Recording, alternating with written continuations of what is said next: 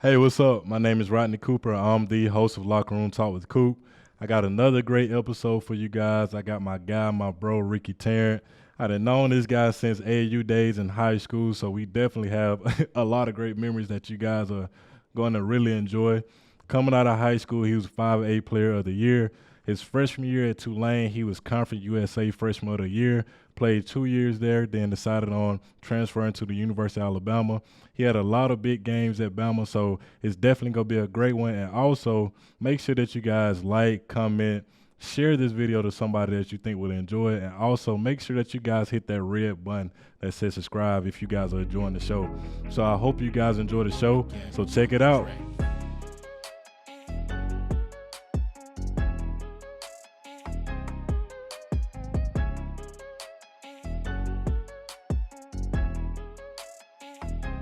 So I got my bro, my guy, Ricky Tarrant. He's in Israel right now. He's 8 hours ahead, but I was able to get on the show. Welcome, bro. Welcome to the show. What's up, my man? Thanks for having me. Oh yeah, most definitely. So as far as with this show, the three things that I like to harp on is to entertain, inspire, and inform. So with you being from Birmingham, Alabama, going to Pleasant Grove High School, talk a little bit about as far as you from a kid growing up to the point of you deciding to play for the University of Alabama. I mean, you're familiar with growing up in Alabama also, but it's known as a football state. But growing up in Birmingham, it was a great experience. It's small and country, so it's Right. not many things to do. So Thanks. so it's easy to focus on sports. So growing up, basketball was just always my favorite sport. Something my family knew, so they always pushed me to do. Just growing up playing in the neighborhood with my friends, playing middle school basketball. Obviously, when we met in AAU, Right. which I really started taking it serious by freshman year when the UAB coach Mike Davis came to watch me play and actually offered me after the game because he came to watch another player. Mm-hmm. So that's when I kind of was like, oh, okay, man, maybe I can be pretty good at this. So it always be a dream for me just to not only just play professional basketball, but just be the best basketball player I could be and just push myself every Right. So where was you at when Mike Davis offered you your first scholarship? Was it like AAU or high school or what?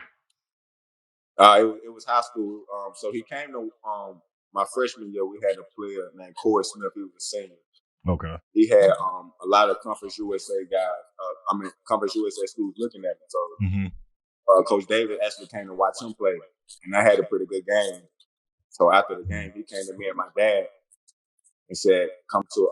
They had a game the next day, a conference game. I'm not sure who they was playing. Yeah. So then once we went to the game the next day, and after the game, he basically told me, "I want to offer you a full scholarship." Yeah. But So how I many didn't you really know had? how How many serious you it was. had? You must got off. So I probably had like 15 and 8. You know what I'm saying? Yeah. Maybe 5 rebounds, Okay. 3 steals. As a freshman. Something like. That's crazy. That's But crazy. like I definitely had a solid game. That night as a freshman. Obviously Yeah. in college high, but it was definitely cool. To be that young and get a full scholarship. Right. So Someone believed in my talent. yeah, so that's dope. So I definitely get my first offer in ninth grade. So I mean, hey, hey, you Come on, lit. man. But Hey, but but as far as with us, man, we didn't know each other like you said since AU days, since high school. Pretty much just watch you hoop, and just from afar, like me just being around you and stuff like that. The two things that stuck out was like the first thing was like your confidence, your belief in yourself. And then on top of that, me and you, we both had that, underdog mentality, having to prove ourselves. We really didn't have like, anything easy and given to us. So talk a little bit about that as far as like where that drive come from. I mean, I think like you said, we kind of had that underdog mentality. Right. That just come from being from Alabama. Not many people think about basketball. In Alabama, so Right. we played AU together. We didn't really get much high media coverage, so Right. it just always been a drive to just play with a chip on my shoulder, man. Always represent not only myself and my family, but Alabama and what we got down in the South. Right. Right. Cause every time Rick get a buck on somebody, he always be talking about 205, 205, 205. But Hey, I will say that you was like, definitely it's represent tatted for on me, sure. bro. It's tatted on me, man. Come on now. It's tatted on me. Come on now. So who was like your mentor growing up as far as, keeping you on the right track, or a group of people that, really made that impact on your life being a kid growing up and making sure you stand that straight line? Man, I would have to say my parents, man. I was blessed enough to have both parents around. They're still married to this day. Of course, you know them. You Right, get a great relationship with them. But for right, sure, my mom and dad. My dad just not only telling me, but showing me what hard work is as a man, and taking care of right, family. And my mother just showing me, what real love is. You know how mothers are. So right, it's definitely my parents and just teaching me how to live the right way, and having great morals and great character and great respect. And that's definitely the reason why I'm able to do what I am to do what I'm able to do today because of that. right. Facts. Yeah, like you were saying, as far as like I know your parents, your mom and dad now. So they used to come to all the AU games. Man, Mr. Tarrant used to be talking crazy at the game. Hey, every Hey, anyone that was there, hey, he want all the smoke. He wanted he wanted all the smoke. I was Mondu, good. Mondu's right behind him too. So as far as like talk a little bit about that, as far as like the parents that have like a child that has a kid that hoop and they actually have a chance to make it to that next level. Like talk a little bit about that as far as uh your advice on the parents, supporting their child with that. I mean, I think it's always great when a child has a support system around them. Facts. Where they're blessed enough to have a mother, a father, where it be a mom, a step parent, a Mhm. cousin, and anybody who they love and look up to. So I think for a child to have a support system, not only one person, I would say a support system around them, Right. is important.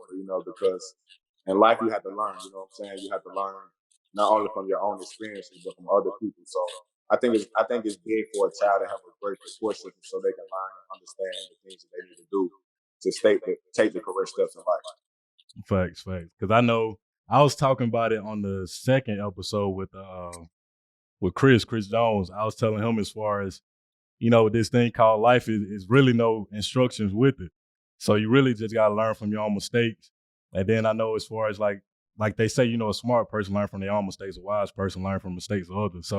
So you definitely right as far as making sure you're having the right group of people around you, making sure you having the people that that's in your corner that go check you when you need to be checked. So I'm with you on that. So as far as for the young kids, what advice would you give to like a young Ricky, a young Ricky T, growing up, as far as if you can go back and not say do it all over again, but if you could do like a few different things, a few things differently, what advice would you give to a young Ricky out there?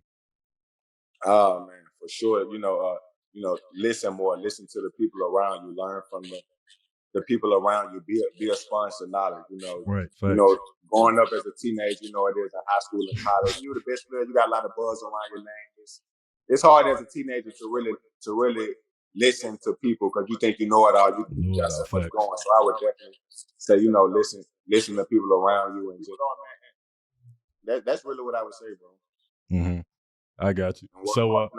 I would also say work hard, man. Just work hard every day. Even if you don't see the results right away, just work hard 1% every day. You get better. That's something right, that'll take you a long way in life. I got you. So I know like a lot of parents, and especially like little kids I be talking to, every other day, every week and stuff like that, they be asking me like, what my child need to do to, position themselves to get to the D1 level, or like a child, come up to us and be like, how can I get to the NBA? How can I get to the league? Or like what I need to do to go D1. So what would be your advice as far as like taking the actual steps to be able to position themselves to be able to be seen by these schools so they can get the best opportunity?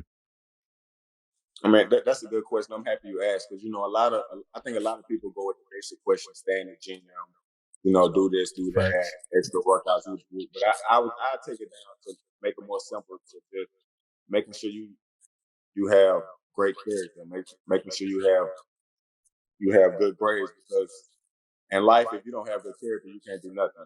Facts. Regardless if it's basketball or dentist, whatever you want to be in life, you can't do nothing if you don't have good character. if you don't know how to respect people, Right. if you don't have the work ethic, you know. So I would take it down to things like that. Like I also said earlier, being able to learn from the people around you and be a sponge of knowledge, for sure. Right. So it's crazy you say that, because I was just talking to my cousin this past weekend, and so he had my little cousin on the phone, and like you was talking about as far as like character, making sure you know you're a good person. So I know I was telling him as far as when it comes to social media, like these coaches, the first thing they do, they go to your social media pages.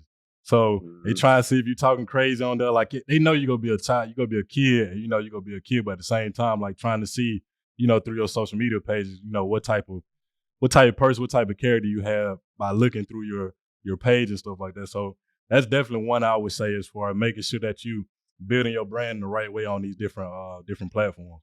So let's fast forward a little bit as far as you decide to, you know, play for the University of Alabama. So what are some of the most memorable moments you can think out the top of your head as far as being at Bama?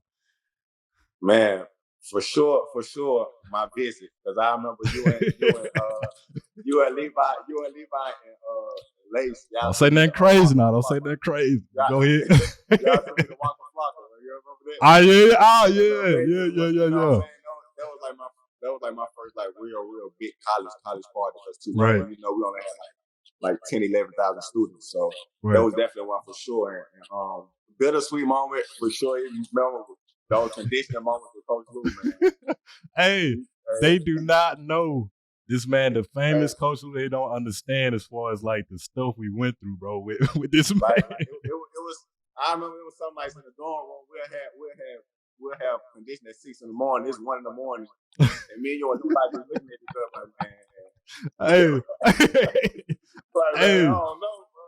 Hey, we up at 1 a.m. thinking about running, bro. That's crazy. That's crazy. Like, we couldn't even get rest because we were so scared. That's the crazy part about it. Right.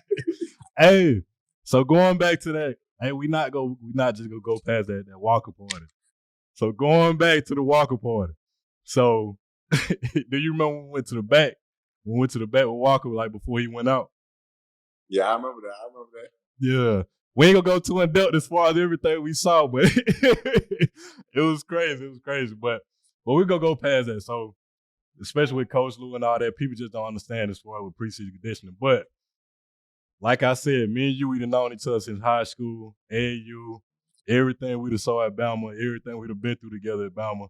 So what are some of the funniest memories that you can remember that the fans don't know about? We gotta give some good stuff. So what's some funny stuff you can remember? Man, I'm gonna go with the first one out top. I remember it was me, you, Levi, and I remember a lot of fans remember Algie Key. I haven't talked to him in years, so I don't know if he's gonna be cool with this, but we gonna split the team, you know what I'm saying? Right. So what was that restaurant Levi used to like all the time? It wasn't Buffalo Wild, it was another one. Was it Buffalo Fields or was it Baumhouse? Might have been Baumhouse. Baumhouse. It was Baumhouse. It was Baumhouse because the wings and the good fries. Yeah. I remember we was sitting there eating, man. You know, it's college, no jail, it's college days. You know, we broke, man. Right. It's a struggle. It's a struggle. So, I like how you set this up. But so you know, so I remember, man. So everybody ordered their wings, you know, ranch, cheese, fries, you know, we get it in. Right. Yeah. So they come, the waitress come over, you know, everybody getting ready to pay their money. So I remember when the waitress came back and they give everybody a card. Yeah. And then he kind of put his hand on Ivy's shoulder. like that brother, like something happened. Yeah. He said, "Sir, your card declined." Hey. And for everybody out there, man, when something like that happen, or like a funny moment, we can't take nothing serious, bro. When I tell you, me, Lee, and Rick, man, started crying, bro. And Andrew like, nah, it's a money on that, man. Try it again. He put his hand back on. Andrew. Yeah, sir, your card declined. I think we laughed at that for about 2 weeks straight, man. We do it. We used to do it all the time. Every time Andrew pulled his card out, we used to see it every time. It became a joke, sir. Your card declined. So you remember, man, do you remember when, so shout out D Mitch, man. Shout out Devin Mitchell, man. That's my guy. That's like once once or twice a month, but I love Yeah, it.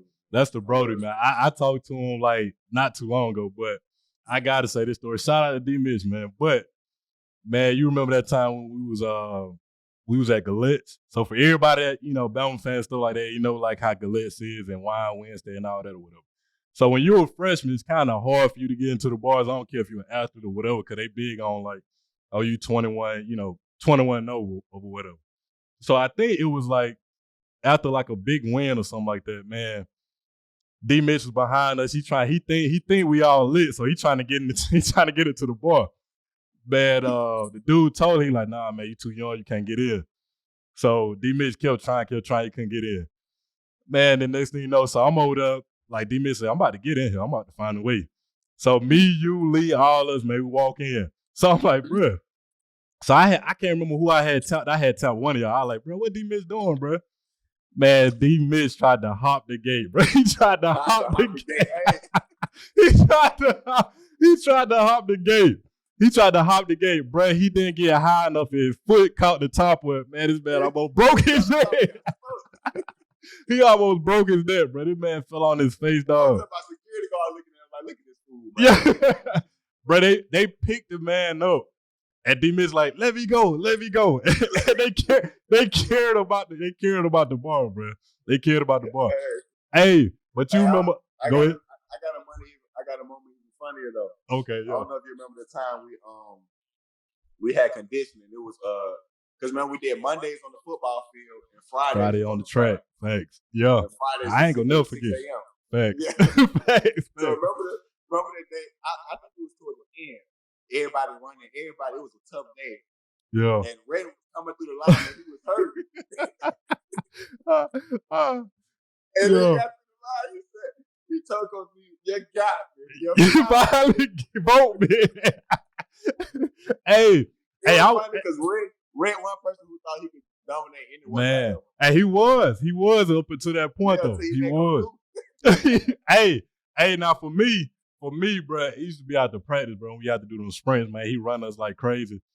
Man, Rick do not know how to take that serious, dog. Like, man, every time we got in sprints, bro, Rick will always come over there by me and go and run with me.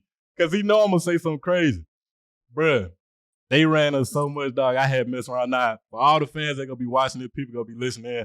Now, I don't smoke. So I said, man, when they hit the whistle, man, we got some water with. I said, man, God damn. I said, man, I need me a cigarette, man. How much they running? I said, man, I need to give me a cigarette. Man, everybody started laughing, bro. Hey,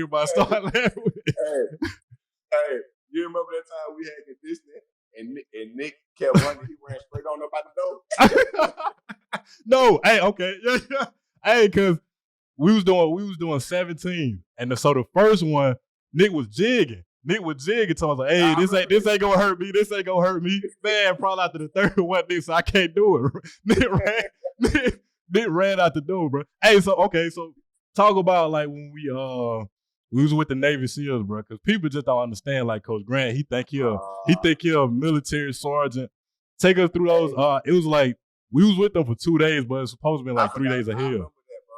Yeah. I specifically remember when they told us they told us we had to hop in the 10-foot water. Yeah. With a hoodie on. Right. Take it off. Put it on the side of the water, then get out the water. Yeah. And I remember couldn't swim. I couldn't swim. I be trying to tell people I'm trying to swim now. Yeah. And Nick Jacobs couldn't swim. Yeah. And then y'all was like, man, get in that water. Hey, and then out of all the people, hey, shout out Dakota, man. Shout out, that's my boy, that's Brody. Shout out Dakota, but out of all the people. This past summer. You say what? I seen him this past summer. Okay, but shout out Dakota, man. Out of all the people, and Dakota, man, I'm in the water, man. I was like, man, I ain't going up on this water, man. Dakota said, Coop, man, if you drown, I got you. Dakota was the last person I wanted to hear tell me that. So, man, I was like, man, hey, Dakota, man, just chill, bro. I said, I love y'all boys, but I ain't trust y'all in my life, bro. I'm not trust y'all in my life. Crazy, man. That's what it was about, man. Hey, okay. Bro, that's swimming, bro. That's swim. I don't know how to swim. That's a fear of mine. But I'm learning how to swim. I'm learning how to swim now, though. Right, and I'm 6'6", bro. But everybody like just stand up. But hey, we was in 10 feet that day. So Yeah. what we do the day before? We did swimming the second day. The first day was on the softball field. We did a whole bunch of field work, like sliding through the grass, rolling over. And John almost passed out. Sandbags. John almost passed out. We was getting ready for war, man. We was getting ready for war. I don't know what kind of war, but basketball. Hey. D Mitch, they were like, man, who gonna be the one to carry the sandbag? D Mitch was the first one to me, I got y'all. So D Mitch always playing. Man, we had the back crawl, man. We set the sandbag on him. Man, this man took one back crawl, the sandbag fell off his back. He said, he looked at it, he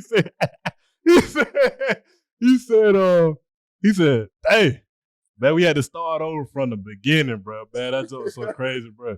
That's so crazy. But look though, so what game you can remember off the top of your head that was the latest game to where you couldn't like hear, you could like the crowds going crazy, like either on the road or home game? At the University of Alabama, my whole college career. Damn. Okay. Both. My whole college career was probably my freshman year against Georgia Tech. Yeah. When I think I had like 19 in the first half. Okay. Not the game in the first half. I got you. Like 5 6. I only finished with like 23, 24, but I couldn't hear nothing. Everybody got shot. It was like Curry. Before Curry. Yeah. Okay. Yeah. Light skin moment. Okay. Yeah. That game for sure.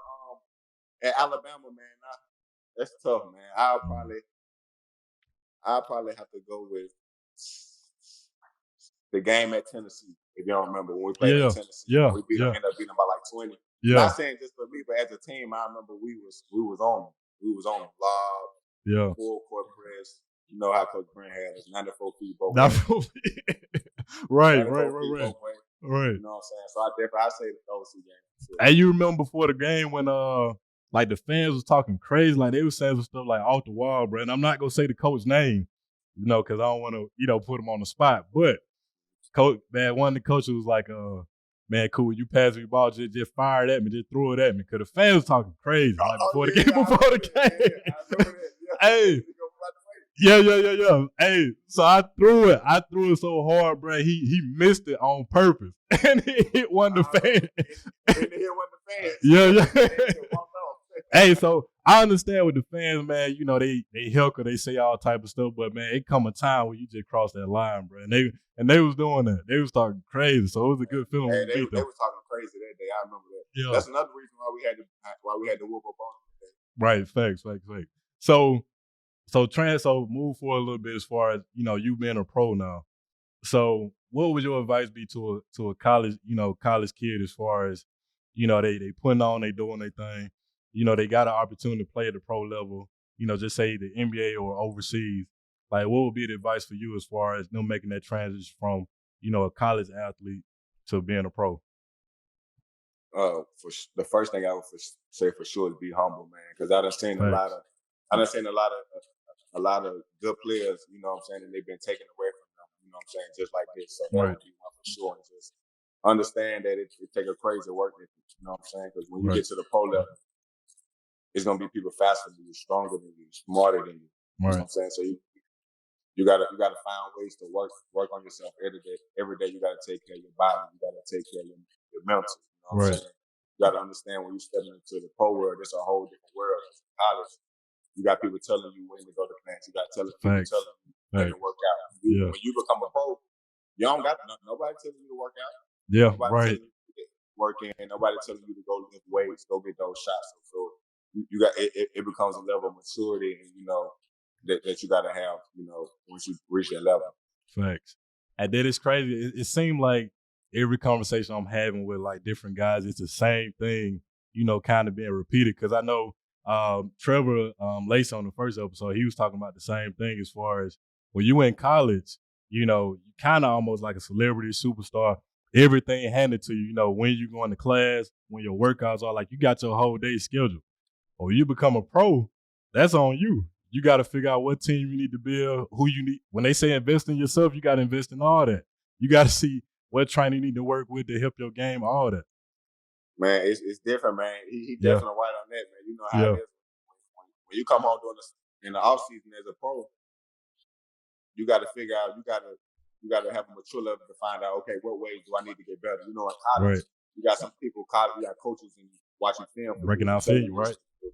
right, As far as a pro, you got to figure out how can you get better on your own. So you got to do things on your own. So it's a level of maturity, you know what I'm saying, and the character level you got to have so you right. can become not only be a pro but continue to be a pro and get better.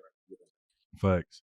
So what would you say as far as on the business side, uh, when it comes to being a pro? Because for me personally, this might sound crazy for people, but this is like my, opinion and viewpoint on it. So I tell kids as far as like, put your heart into the craft, don't put your heart into the business. Because if you put your heart into the business, you go get burned and you go get hurt.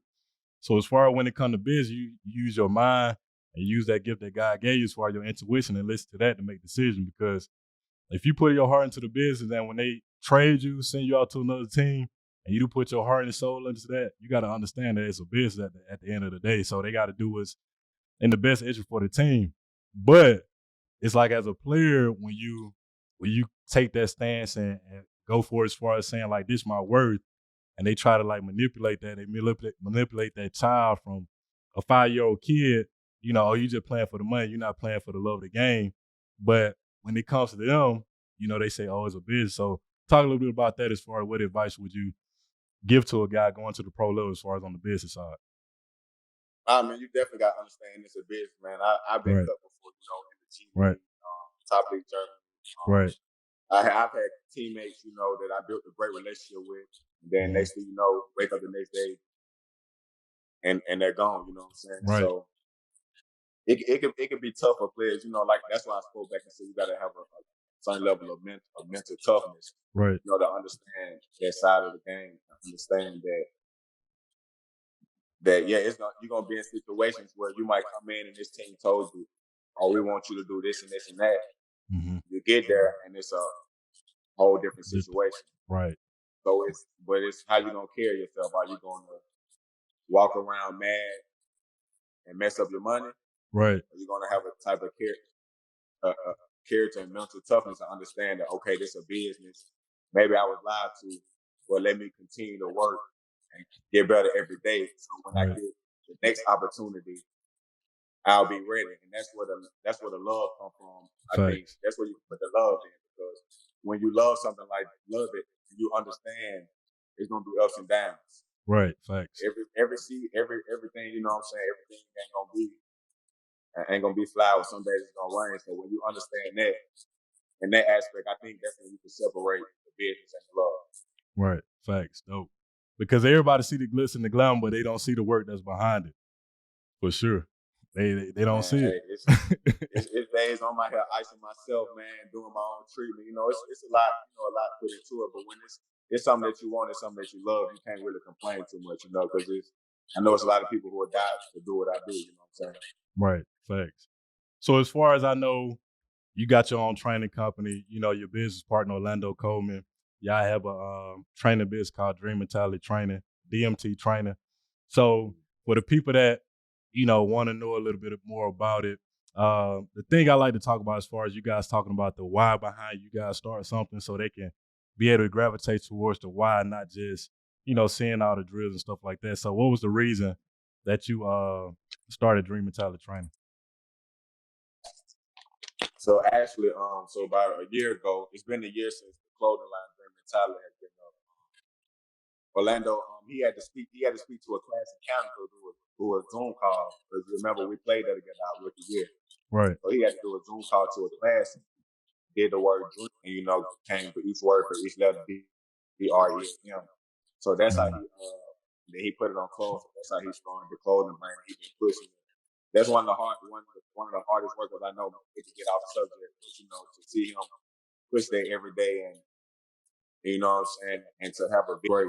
But to fast forward, right, during the pandemic, what I'm saying, we was just me and Orlando was just chilling one day, we were doing stuff for the clothing line.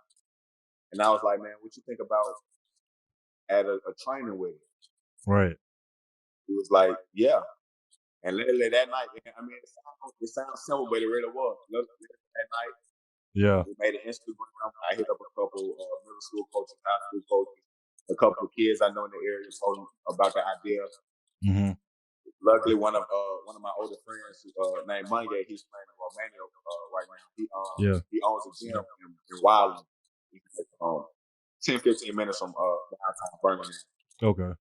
So we're actually able to get access to their gym, man. So we just started training kids 3 days, 4 days, 3 days a week. You know what I'm Yeah. saying? And then at first, I didn't really know how to take it. You know what I'm saying? Because it was a new experience for me. You know, of Right. course, we did our summer camps and Right. at college and stuff, big kids, but it's different when you actually start to build a relationship with the kids and Right. you look at kids who really look up to you Yeah. and watch everything you do, from how you walk in the gym to how you grab water, how you feel yourself. Right. And Yeah. so the training, the training is cool, but the biggest thing to me that's cool about it to me was just like the relationship I built with the kids and the trust that they have in me, that I can get them better, not only Right. as a basketball player, but try to teach them other things outside of, outside of basketball, things that are bigger than basketball.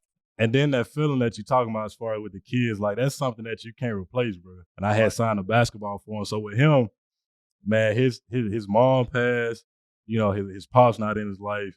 And his mom had passed recently. He 8 years old. So he really don't have like, that support system that he needs and stuff like that. So like one of the softball coaches had reached out to my wife, to Ashley, whatever, and said like, hey, he's a big Bama fan, could Rodney, reach out to him and stuff like that, and play basketball with him or whatever. So when she sent me the picture, man, it kind of hit me hard because I'm like, dang, like, he's in that area, like pretty much his percentage as far as like being successful goes down because he go get to a point in his life when he go realize like he don't have his mom or his dad in his life, and he go look for somebody that go bring him in, and more times than not, like as far as the environment he's in, it's gonna be the wrong environment. So I had went and showed up, man. I signed a basketball, signed an Alabama bag for him, and I gave him the basketball, man. That smile, like the smile he had, and when he ran off, I said, man, that's something that you can't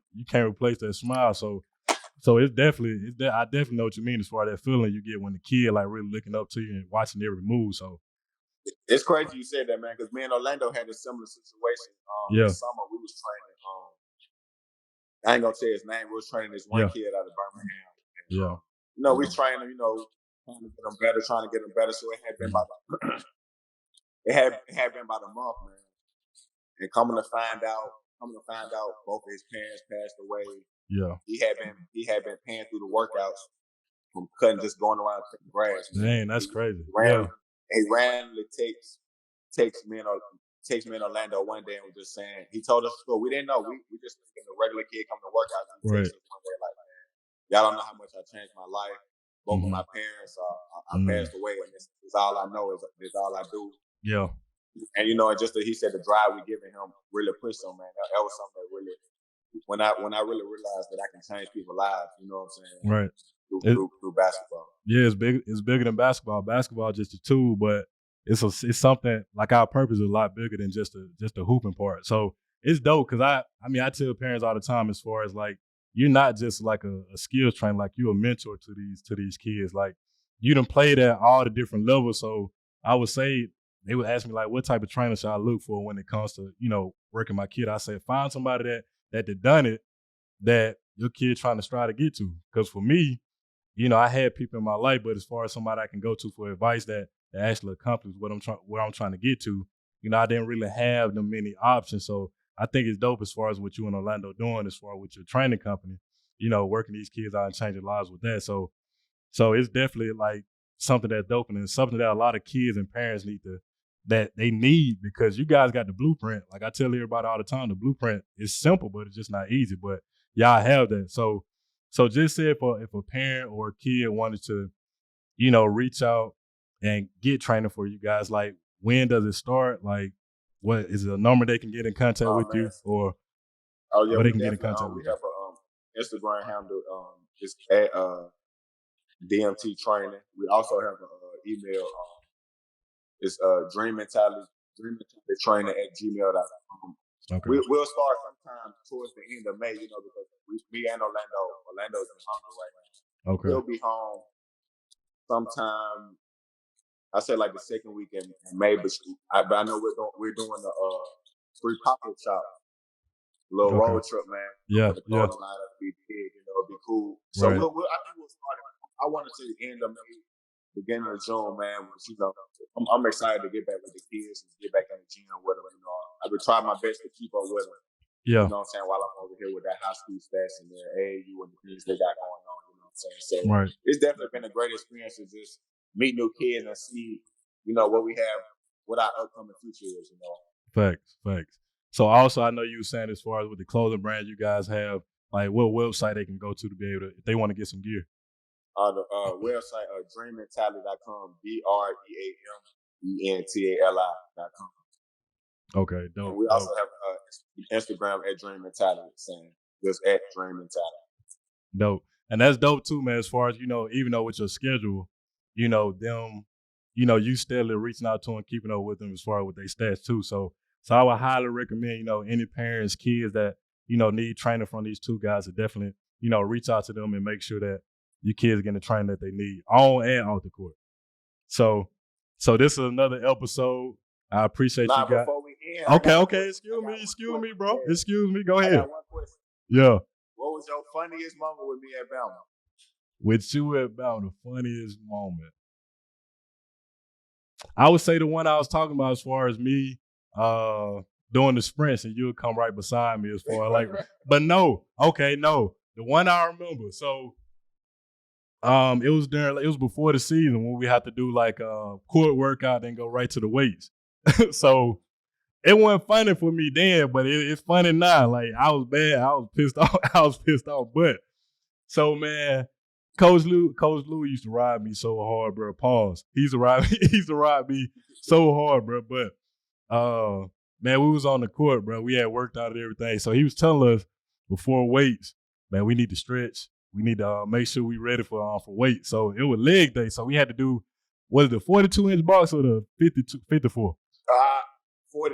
42, yeah. So, man, I think Rick would jump on about like 60, 65. We had to do it was something like that. So Coach Lewis said, man, don't come in here BSing, man. Don't come in here BS. So, man, Rick tried to jump on the box, bro. He didn't get on. He didn't get onto the box. And Coach Lewis said, man, Rick don't get on this box his next try, bro.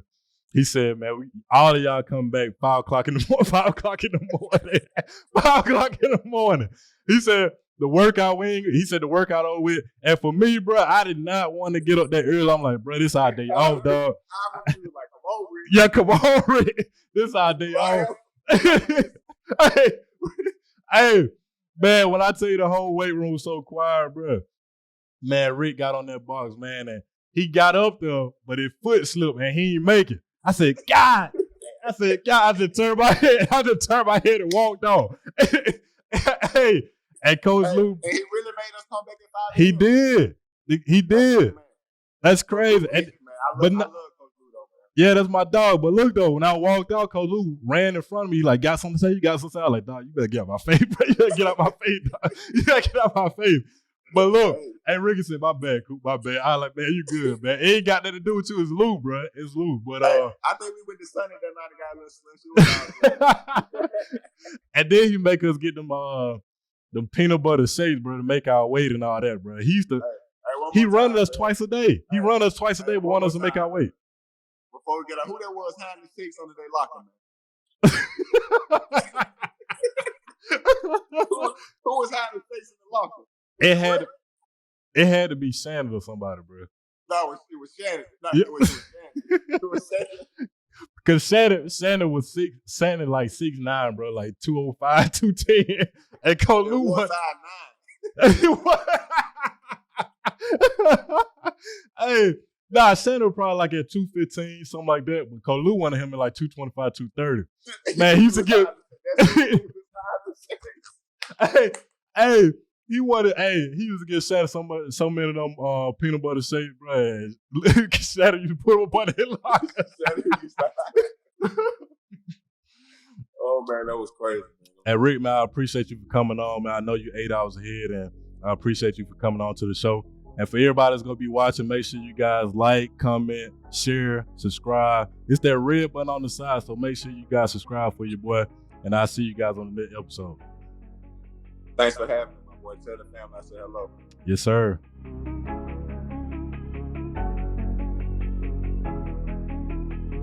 Again on the track.